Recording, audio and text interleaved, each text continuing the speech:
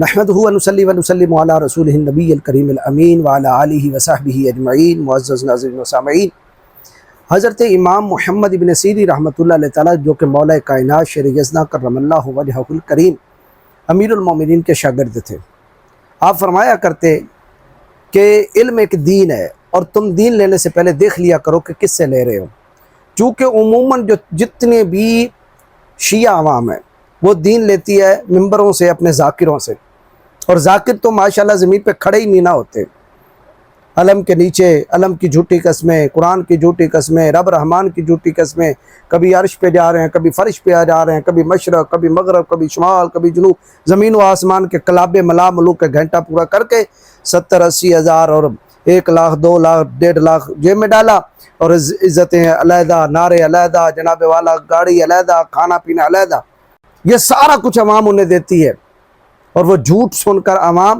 بیچاری گھروں کو واپس آ جاتی ہے۔ وہ یہ بھی نہیں سمجھتی کہ ہم دین بھی دے آئے، ایمان بھی دے آئے، پیسہ بھی دے آئے، وقت بھی دے آئے، اور حاصل کیا کیا؟ جہنم کا گڑھا۔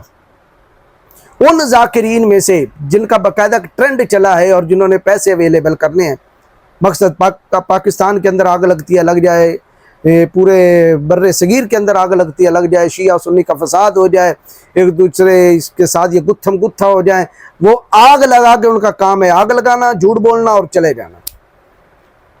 آگے مقدمے ہو رہے ہیں، پیشیاں ہو رہی ہیں، جو کچھ بھی ہو رہا ہے ان کا کام صرف آگ لگانا ہوتا ہے۔ ان ذاکروں میں سے ایک ذاکر صاحب ہیں آصف علوی صاحب۔ آصف علوی صاحب اور جھوٹ یہ لازم و ملزوم ہے، وہ آصف علوی اور جھوٹ نہ بولے، ایسا ہو نہیں سکتا۔ ایک ایک جملہ، ایک ایک فکرہ اس کا جھوٹ پہ مبنی۔ اب تازہ شگوفہ جو اس نے چھوڑا وہ پہلے سن لیں، پھر اس پر میں انشاءاللہ تبصرہ پیش کرتا ہوں۔ پوری ذمہ داری کے ساتھ کہوں، 3 شخصیتیں آئی ہیں کعبہ کی چھت پہ۔ کہتا ہے کہ میں اپنی پوری ذمہ داری سے کہتا ہوں کہ 3 شخصیتیں آئی ہیں کعبہ کی چھت پہ۔ اچھا، ویسے ان کی ذمہ داری ایسی ہوتی ہے کہ میں اس طرح ذمہ داری اڑاؤں گا، اس طرح جھوٹ، اور پھر کہتا ہے ذمہ داری۔ ان کی ذمہ داری پہ تو کوئی جا کے جناب والا عدالت میں گواہی نہ دے، جس طرح کی ان کی ذمہ داری ہوتی ہے۔ ان کی ذمہ داری پر تو کوئی کسی کو اپنی بیٹی نہ دے شیعہ، جیسے ان کی ذمہ داری ہے۔ اب کیسے 3 جھوٹ بولے گا؟ ان میں سے پہلا جھوٹ میں نے آپ کے سامنے ایکسپوز کرنا ہے، کیونکہ اتنا وقت نہیں ہوتا، اور وہ پوری ذمہ داری سے جھوٹ بول رہا ہے، لیکن بنا کے اس کو سچ پیش کرے گا۔ کہتا ہے مؤذن بلال جو تھے یہ مؤذن ولایت تھے۔ بہرحال اس پر کلام ہو سکتا ہے، لیکن دلیل سنیے کہ وہ مؤذن ولایت کیسے تھے۔ حضرت بلال، ایک مؤذن ولایت حضرت بلال آئے تھے، جن کے بارے میں آج تک شیعہ مولوی بھی جھوٹ بول رہا ہے کہ بلال کو اذان دینے سے اس لیے روکا جاتا تھا کہ بلال کے لہجے میں لکنت تھی، وہ توتلا تھا، اس کی زبان میں لکنت تھی، لکنت کی وجہ سے لفظ صحیح ادا نہیں کرتا تھا اور بندوں کا اعتراض ہو گیا تھا۔ مجھے اپنے مالک کی مسند کی قسم ہے، اس بات کو عقیدہ قبول ہی نہیں کرتا۔ کہتا ہے آج تک حضرت بلال کے بارے میں شیعہ ذاکر بھی جھوٹ بولتا ہے، بھی بولتا ہے، سے مراد ہے کہ کچھ اور بھی بولتے ہیں، وہ مراد اہل سنت ہے۔ اہل سنت بھی جھوٹ بولتے ہیں کہ حضرت بلال کی زبان پہ لکنت تھی، وہ شین ادا نہیں کر سکتے تھے تو سین پڑھتے تھے، تو بعض صحاب نے یہ اعتراض کر دیا کہ یا رسول اللہ بلال سے تو شین ادا نہیں ہوتی، سین ادا ہوتی ہے۔ یہ واقعہ جناب والا شیعہ بھی بیان کرتے ہیں، یہ مطلب ہے کہ سنی بھی بیان کرتے ہیں، اصل میں بات کچھ اور تھی۔ اب وہ اصلاً بات کیا تھی وہ سن لیجئے۔ جن کی دہلیز کی خاک چاٹنے سے گونگے کو شفا مل جائے، ایسا کیسے ہو سکتا ہے کہ بلال اسی دہلیز پہ پڑا ہو اور بلال کو صاحبان کون نے صحت بھی نہ دی ہو؟ بلال کے لہجے میں لکنت بلال کا جرم نہیں تھا، بلال کے عقیدے میں علی ولی اللہ۔ یہ کیسے ہو سکتا ہے کہ نبی کائنات جانے دو علیہ وسلم کی بارگاہ میں جہاں بیماروں کو شفا ہو اور لکنت والے صحیح ہوں، بیمار بھی ٹھیک ہوں، تو حضرت بلال کی زبان پہ لکنت ہو؟ یہ واقعہ نہیں، واقعہ اصل میں تھا کہ ان کے عقیدے میں علی ولی اللہ تھا، یعنی وہ اذان میں علی ولی اللہ پڑھا کرتے تھے۔ بلال کے عقیدے میں علی ولی اللہ۔ پہلے نمبر پہ یہ واقعہ جو آپ نے سنیت کی طرف بھی کر کے منسوخ کرنا چاہے نا، اہل سنت تو اس کا انکار کرتے ہیں۔ تمام مفتیان کرام اہل سنت کے پڑھے لکھے جید علماء وہ کہتے ہیں شین سین والا واقعہ ہی نہیں ہے۔ اس کا ایک حوالہ میں آپ کے سامنے دے دیتا ہوں، یہ میرے پاس ہے، فتاوی شارح بخاری، حضرت مولانا مفتی محمد شریف الحق امجدی، سابق صدر شعبہ افتاء الجامعہ اشرفیہ مبارک پور اعظم گڑھ یوپی انڈیا، اور جلد دوم سے یہ واقعہ شروع ہو رہا ہے، صفحہ 37 سے۔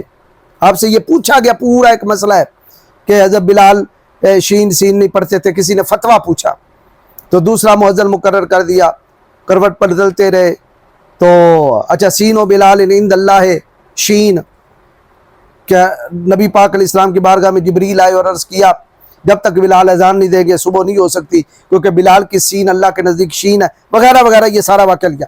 آل جواب آپ فرماتے ہیں کہ آپ نے جو واقعہ حضرت بلال کے بارے میں لکھا ہے ان کے قریب قریب بعض کتابوں میں درج ہے، لیکن تمام محدثین کا اس پر اتفاق ہے کہ یہ روایت موضوع، من گھڑت اور بالکلیہ جھوٹ ہے۔ بھی کر کے جو اہل سنت کی طرف تم منسوخ کرتے جاتے ہو نا، اہل سنت تو اس کا رد کر چکے ہیں پہلے سے کہ یہ واقعہ ہے ہی نہیں، لیکن تم نے جو کہا یہ من گھڑت واقعے سے جو نکالنا چاہا علی ولی اللہ، کہ اصل میں علی ولی اللہ پڑھتے تھے تو لوگوں کو یہ دکھتا تھا کہ یہ علی ولی اللہ کیوں پڑھتا ہے، تو واقعہ آگے سے شین بنا دیا۔ مزید سنیں یہ کیا کہتا ہے۔ لکنت کی وجہ سے بلال کو نہیں نکالا، ولایت علی کی وجہ سے بندوں کو بلال اچھا نہیں لگتا تھا۔ کسی سرائے کی شاعر نہیں، اس لیے 4 شرطیں لکھی تھی، اگر بھامے پابندی ہے حق دا پیغام لوکی لکا نہیں سکے، جیڑا حبشی ہے لکنت زبان وچ وی ہس، وہ مؤذن کو سہرے ہٹا نہیں سکے، منہ دی لکنت بہانہ ہی اعتراض دا، دل کدورت دی کاوڑ لکا نہیں سکے، در اصل دی بانگ وچ ولی اللہ وہ لکا نہیں سکا، یہ بچا نہیں سکے۔ جرم سے لکنت جرم نہیں تھا، ولایت علی ابن ابی طالب جرم تھا، یعنی حضرت بلال جو تھے اذان میں علی ولی اللہ پڑھا کرتے تھے، جس سے بعض اصحاب کو یہ تکلیف پیدا ہوئی کہ اذان میں یہ علی ولی اللہ کیوں پڑھتا ہے، اس لیے لکنت بہانہ بنا دیا کہ یعنی حضرت بلال کی اذان میں اشہد ان امیر المومنین علی ابن ابی طالب یہ الفاظ تھے، ولی اللہ، یہ جرم بنا ہے۔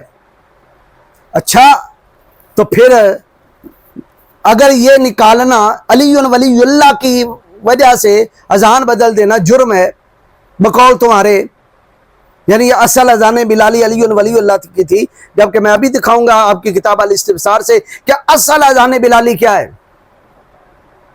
اور اگر علی ولی اللہ نہ پڑھنے سے بندہ مجرم ہو جاتا ہے تو کس امام نے بغیر علی ولی اللہ کی اذان پڑھی ہے؟ کیا وہ امام بھی مجرم ہوگا؟ بتائیے، کیا وہ امام برحق، امام ششم، میرے مولائی، میرے مرشدی، میرے آقائی، میرے امام جعفر الصادق علیہ السلام، کیا وہ مجرم ہوں گے؟ کیونکہ علی ولی اللہ نہ کہنا اذان میں یہ جرم ہے۔ الاستبصار آپ کی کتاب ہے ابو جعفر محمد بن الحسن الطوسی کی، اور صفحہ ہے 127 اور روایت نمبر ہے 1133، 1134، 1135، 1136، 4 روایات ترتیب وار بیان ہو رہی ہیں۔ پہلے کے راوی بھی حضرت امام جعفر الصادق، دوسرے کے راوی حضرت امام محمد الباقر، وہ بیان کر رہے ہیں حضرت بلال کی اذان کیسی تھی، اور تیسرے ہیں حضرت امام جعفر الصادق، اور چوتھے کے بھی روایت ہیں حضرت امام جعفر الصادق سے مروی ہے، 3 کے حضرت امام جعفر الصادق راوی ہیں اور 1 کے حضرت امام محمد الباقر راوی ہیں۔ تو اگر علی ولی اللہ اذان میں نکالنا یہ جرم ہے تو پھر جرم 2 امام کر رہے ہیں بقول تمہارے، اور حضرت بلال کو اذان بغیر علی ولی اللہ کے سکھائی جا رہی تھی، اور سکھا کون رہے ہیں؟ حضرت امام محمد الباقر کہتے ہیں خود تاجدار کائنات صلی اللہ تعالیٰ علیہ وآلہ وسلم، کیا نبی پاک علیہ السلام بھی مجرم ہو گئے؟ اب سنیے روایات، تیزی سے روایات سن لیں۔ 1133 ہے، عبداللہ بن سنان کہتا ہے قال سألت ابا عبداللہ عن الاذان، میں نے حضرت ابو عبداللہ یعنی امام جعفر الصادق سے اذان کے بارے میں پوچھا، فقال، آپ نے فرمایا تقول اللہ اکبر اللہ اکبر، کہ تو کہہ اللہ اکبر، اشہد ان لا الہ الا اللہ، اشہد ان لا الہ الا اللہ، اشہد ان محمد رسول اللہ، اشہد ان محمد رسول اللہ، حی علی الصلاۃ، حی علی الصلاۃ، حی علی الفلاح، حی علی الفلاح، حی علی خیر العمل، حی علی خیر العمل، اللہ اکبر، لا الہ الا اللہ۔ یہ امام جعفر الصادق اذان سکھا رہے ہیں بغیر علی ولی اللہ کی۔ اگر علی ولی اللہ یہ جرم ہے نکالنا تو حضرت امام جعفر الصادق نکالنے کے باعث کیا مجرم ہو گئے؟ بس جو منہ میں آیا بک دی، اور آگے بیچارے محبت کے مارے ہوئے ان کی عوام جو ہے انہیں تو نہیں پتا، وہ تو محبت کے باعث آئے کہ اہل بیت کی یہاں سے محبت ملے گی، یہاں سے تاجدار کائنات یعنی دو عالم صلی اللہ علیہ وسلم کا سچا دین ملے گا، لیکن ان بیچاروں کو کیا پتا کہ ہم نے جن کو بلایا کائنات کا سب سے بڑا جھوٹا یہ ہے۔ دوسری روایت سنیے حضرت بلال والی اذان. اچھا ان زرارہ والفضال بن یسار یہ دونوں روایت کرتے ہیں ان ابی جعفر حضرت امام الباقر سے ابو جعفر علیہ السلام سے قال لما اسری برسول اللہ صلی اللہ تعالی علیہ وسلم کہ جب نبی پاک علیہ الصلوۃ والسلام کو معراج کروائی گئی سیر کروائی گئی فبلغ البیت المعمور تو نبی پاک علیہ الصلوۃ والسلام بیت المعمور یعنی فرشتوں کے اس خانہ خدا تک کعبہ تک پہنچے قبلہ تک پہنچے حضرت الصلاۃ نماز کا ٹائم ہو گئے حاضر ہو گئی نماز فاذن جبرائیل جبریل نے اذان پڑھی واقام اور اقامت کی فتقدم رسول اللہ صلی اللہ تعالی علیہ وسلم اور نبی پاک علیہ الصلوۃ والسلام کو مصلی امامت پہ اس نے کھڑا کیا وصف الملائکۃ والنبیون ملائکہ نے بھی صفیں باندھ لی انبیاء نے بھی صفیں باندھ لی خلف رسول اللہ صلی اللہ تعالی علیہ وسلم نبی پاک علیہ الصلوۃ والسلام کے پیچھے یہ بیت المعمور میں نماز ہو رہی ہے. قال فقلنا له كيف اذن تو ہم نے پوچھا حضرت امام محمد الباقر سے کہ جبریل نے کیسے اذان پڑھی. اب سنیے جبریل والی بھی اذان بغیر علی ولی اللہ کے. تو علی ولی اللہ اگر نکالنا جرم ہے جبریل امین معصوم فرشتہ بھی مجرم ہو گیا. فقال اللہ اکبر اشہد ان لا الہ الا اللہ اشہد ان لا الہ الا اللہ اشہد ان محمد رسول اللہ اشہد ان محمد رسول اللہ حی علی الصلاۃ حی علی الصلاۃ حی علی الفلاح حی علی الفلاح حی علی خیر العمل حی علی خیر العمل اللہ اکبر لا الہ الا اللہ لا الہ الا اللہ والاقامۃ مثلھا اور اقامت بھی اسی کی مثل ہے. یعنی اذان میں بھی علی ولی اللہ نہیں ہے اور اقامت میں بھی علی ولی اللہ نہیں ہے. جو جبریل امین نے سدرۃ المنتہا بیت المعمور میں اذان پڑھی تھی الا ان فیہا قد قامت الصلاۃ قد قامت الصلاۃ سوائے اس کے کہ اقامت جب پڑھی جائے گی اس میں یہ دو الفاظ کا بھی اضافہ کیا جائے گا قد قامت الصلاۃ قد قامت الصلاۃ بین حی علی خیر العمل حی علی خیر العمل یعنی ان دونوں کے درمیان وبین اللہ اکبر یعنی حی علی خیر العمل پڑھ لیا پھر قد قامت الصلاۃ پڑھا جائے گا 2 بار پھر اللہ اکبر پڑھا جائے گا. یہ بتا رہے ہیں حضرت امام محمد الباقر علیہ السلام فامر بها رسول اللہ صلی اللہ علیہ وسلم بلالا فلم یزل یؤذن بها حتى قبض رسول اللہ صلی اللہ علیہ وسلم. تم تو کہہ رہے تھے بڑی ذمہ داری سے میں کہتا ہوں یہ ہے تمہاری ذمہ داری. تمہاری استبصار سے بھی نہ واقف ہو تم تو اذان بلالی سے بھی نہ واقف ہو تم تو اذان جبرائیل سے بھی نہ واقف ہو. نبی پاک علیہ السلام نے اسی اذان کا حکم دیا. امام محمد الباقر کہتے ہیں اسی اذان کا بغیر علی ولی اللہ کے. وہ کلمہ حق ہے لیکن ہر حق کلمہ اذان بنا دینا کیا شریعت مطہرہ نے اس بات کی اجازت دی ہے؟ حضرت آدم صفی اللہ کیا اس کو اذان کا حصہ بنا دیں؟ کلمہ تو حق ہے. ابراہیم و خلیل اللہ کلمہ حق ہے کیا اس کو اذان کا حصہ بنا دیں؟ موسیٰ کلیم اللہ کلمہ تو حق ہے کیا اس کلمے کو اذان کا حصہ بنا دیں؟ اذان وہی ہے جو نبی پاک علیہ السلام نے سکھائی. فامر بها رسول اللہ صلی اللہ تعالی وسلم بلالا نبی پاک علیہ السلام نے اسی اذان کا جو جبریل نے بغیر علی ولی اللہ کے اوپر سدرہ میں پڑھی تھی اسی کا حکم حضرت بلال کو دیا. فلم یزل یؤذن بها وہ ہمیشہ اسی اذان کو پڑھتے رہے حتی قبض رسول اللہ یہاں تک کہ نبی پاک علیہ الصلوۃ والسلام کا وصال پرملال ہو گیا. بھائی جی وہ شین تھا سین تھا لکنت تھی یہ تھا وہ تھا فلاں نے بنا لیا یاروں نے بنا لیا فلاں نے بنا لیا. اصل میں علی ولی اللہ تھا وہ نکالنا تھا وہ درد ہو رہا تھا. تیسری روایت 1135 اس کے اندر بھی ہے ابی بکر الحضرمی اور قلیب الاسدی دونوں عن نبی عبداللہ یعنی امام جعفر الصادق سے علیہ السلام انہو حقا لہما الاذان والاقامہ ان دونوں کے لیے حضرت امام جعفر الصادق نے اذان اور اقامت کو حقائق کیا.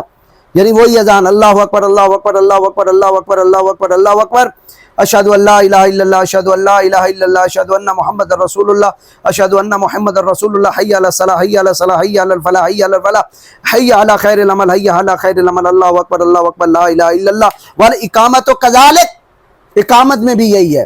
اذان میں بھی علی ولی اللہ نہیں اور اقامت میں بھی نہیں. اب مجرم کون ہوئے نعوذ باللہ؟ جرم تھا تو مجرم حضرت امام جعفر صادق ہو گئے.